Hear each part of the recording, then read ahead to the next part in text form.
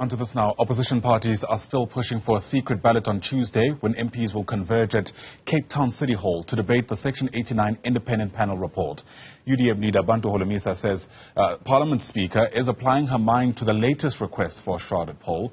Newzroom sent a reply in writing to the UDM on Saturday, and Holomisa expects an answer on Monday ahead of Tuesday's gathering. Watching all these developments is Erin Bates. She's live to us now from Cape Town. And Erin, it's been interesting to track the debate around whether or not this vote should be in secret.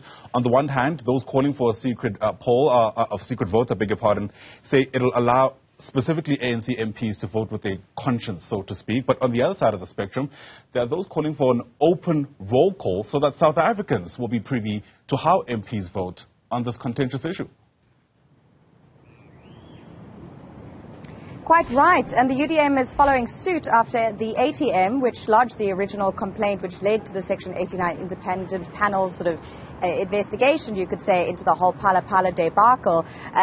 They are asking for exactly the same thing, for that protection, you could say, to have the cloak of secrecy so that ANC MPs in particular are free and at liberty to really express their views and apply their minds to the issue of what the panel has recommended and what it has concluded. And speaking to General Holomisa a little bit earlier, he's still in Mthatha. He will be on his way to Cape Town along with 399 other MPs who are going to be here on Tuesday at 2 o'clock for that gathering. He told me, and this is a quote, Ayanda, that Mapisa Nqakula's response previously against a secret ballot was a feeble excuse. He's saying that they're taking a different tack to the ATM. They're arguing that her belief that a secret ballot would corrupt MPs and lead to them not following their conscience or their logic in terms of how to handle the Section 89 report is simply inexcusable, and they're not standing for it. So he's hoping that she will give a green light for a secret ballot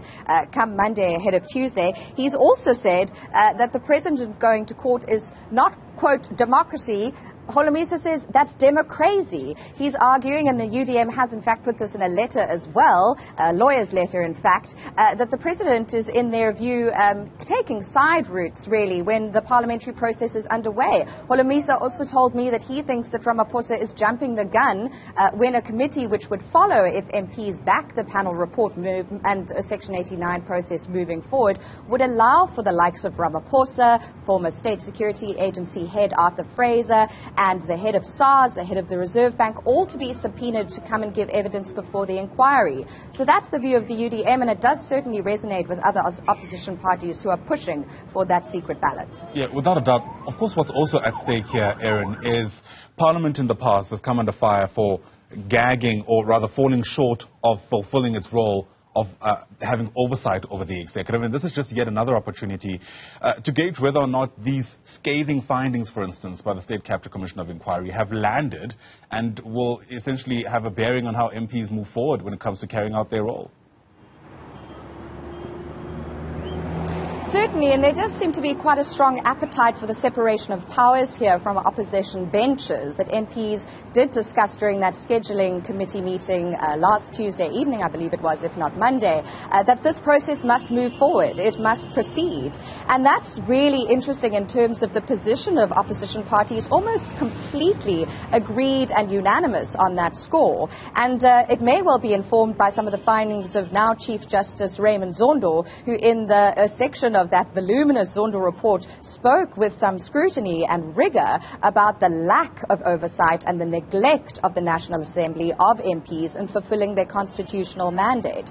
And so in counterpoint to that, at least in terms of the Section 89 process, the President's arguing that if the report which forms the foundation for the next step of the process is as sullied as he argues it is, then there's no way, he says, that it can be fair for the process to move forward. But Mapisa Nqakula, seemingly, although still deciding on where she sits on the Constitutional Court case, happy for things to move forward and has in fact got advice from Parliamentary Legal Counsel, which suggests that while sub judice does apply to some degree, we heard about that with Professor Powell earlier this afternoon, it's no hindrance to the National Assembly moving forward later this week.